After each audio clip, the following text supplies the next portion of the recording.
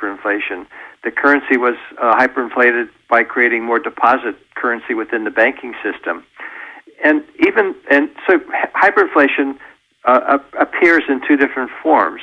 You have this paper currency hyperinflation or a deposit currency hyperinflation, and it depends on the nature of the banking system in the country. In Weimar, Germany, and in Zimbabwe, very few people had bank accounts. Almost all commerce was conducted with paper currency.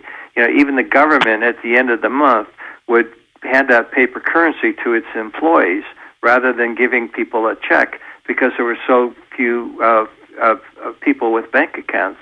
Argentina, on the other hand, in 1991, had a very sophisticated banking system. Almost everyone had a bank account, and very little commerce was conducted by paper. Almost all commerce was conducted by bank checks, wire transfers, or plastic cards. So they ended up having a deposit currency hyperinflation. But here's the important point.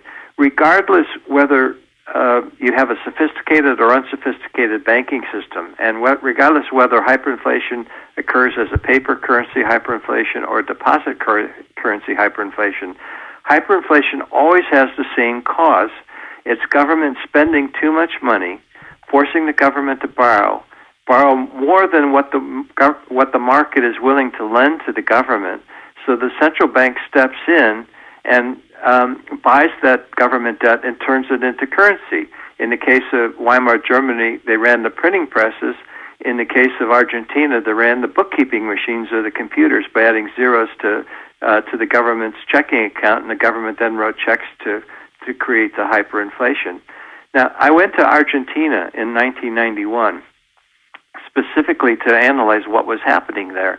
The currency at the time was the austral, and in January of 1991, the austral was 14 to 1, 14 australs to purchase $1. It had been a fixed link, and they broke the link, and they started devaluing the currency. When I arrived the first week of May, the austral had already devalued to 64, so it took 64 australs to purchase $1.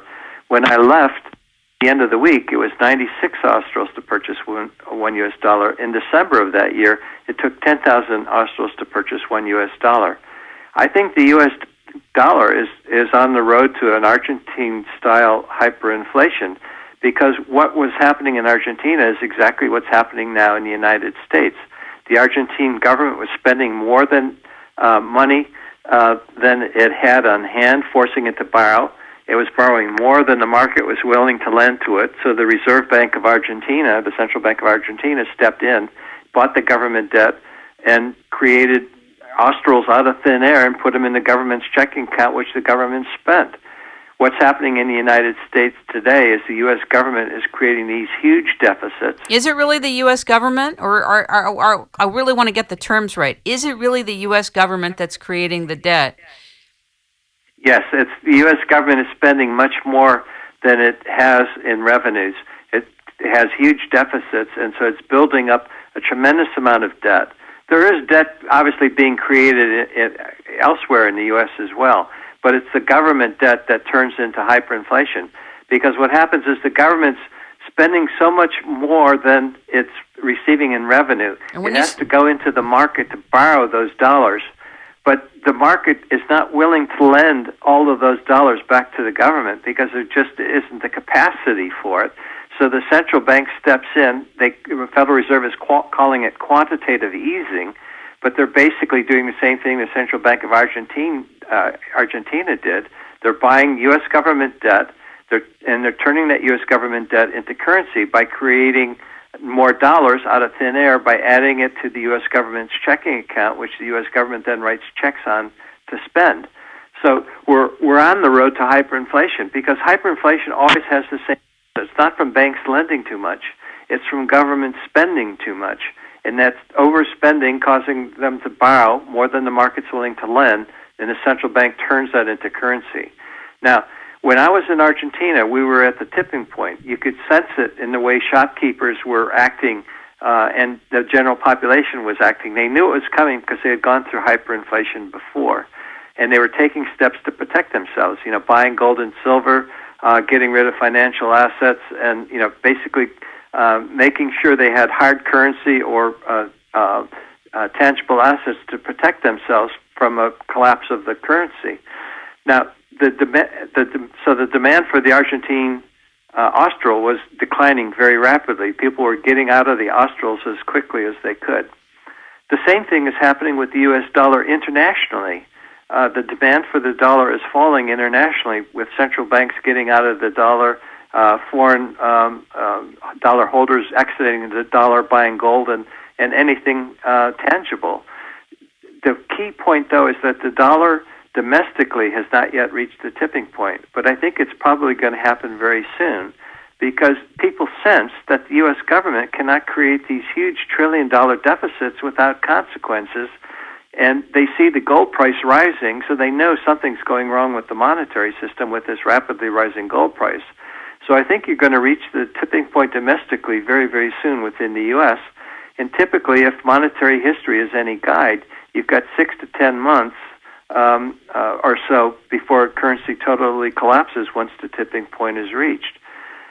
What the U.S. government has to do is it has to get off this road to the fiat currency graveyard, do an about-face, read the Constitution, go back to the system that we had previously where the dollar was tied to a weight of gold or a weight of silver, and go back to a sound money basis.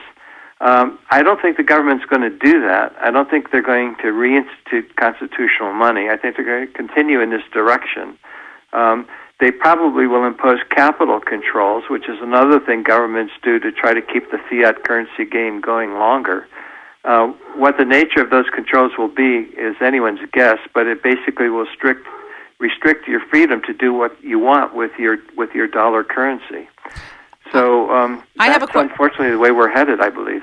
Why do you think it is? And there's three very pivotal questions I have for you, and I thought we'd just go boom, boom, boom. Number one, there are so many people who psychologically believe that they're covered by the FDIC, totally covered, protected, no worries, the government will handle it, whatever's in the bank is handled. Well, that's an easy one. It's easier to believe what you hear on the television than it is to actually go out and analyze the FDIC's balance sheet. When you actually go out and analyze the FDIC's balance sheet and look at it in relation to the overall government finances, you'll see that the FDIC is insolvent. It's only remained afloat because of government backing. But eventually, all of these things that government is backing, just like Fannie Mae, eventually collapsed. All these other things are going to eventually collapse as well, because the government can't create wealth out of thin air. It just creates paper money out of thin air, and paper money is not wealth. And eventually, the FDIC is just going to, fall apart as well, just like Fannie Mae fell apart. It's just a question of time. And next question. My concern is that the good faith in lending and the confidence in currency, which is perceived as money, that the average public person, the average individual, is going to have complexity with regard to letting go and using gold money as money, because they've lost faith and they've lost confidence. In other words, are you concerned that the baby called gold money will be thrown out with the bathwater called toxic waste and a falling, crashing dollar? That you will somehow get lost in the mix? Yeah. No, I'm not concerned about that.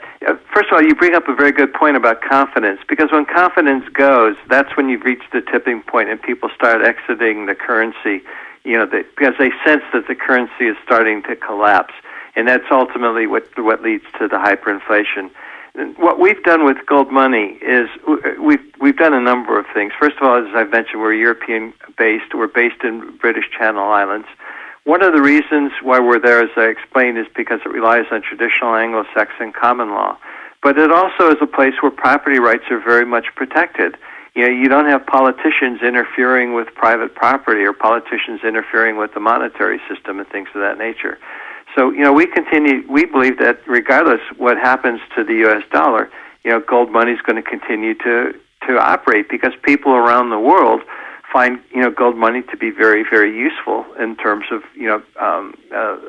their own situation, be they corporations or be they individuals. Le- So okay.